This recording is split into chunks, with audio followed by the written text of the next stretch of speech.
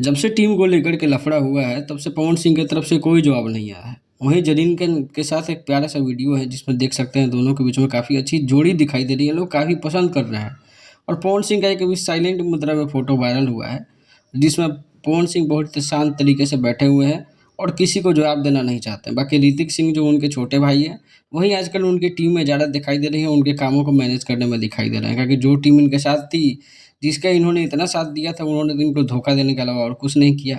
नया photo viral हो रहा है दीपक सिंह ये सब का, अमित सिंह का खान सर के साथ। काफ़ी लोग सोच रहे होंगे कि खान सर के साथ ये लोग क्या कर रहे हैं?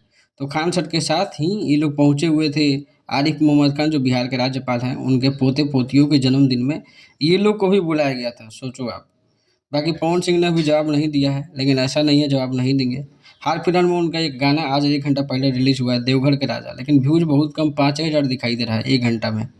क्योंकि इस पे सब्सक्राइबर 10,000 है, लेकिन लाइक देखिएगा तो 24,000 लाइक है इस गाने पे, यानी कि व्यूज़ अपडेटेड नहीं हुआ है। और 10,000 सब्सक्राइबर से व्यूज़ थोड़ा कम शुरू-शुरू में दिखेगा ही। शाम का इंतज़ार कीजिए, ये वीडियो भी आपको ट्रेंडिंग लिस्ट में आ ही जाएगा। बाकी वीडियो अच्छी लगे तो लाइक, सब्सक्राइब ज़रूर करना।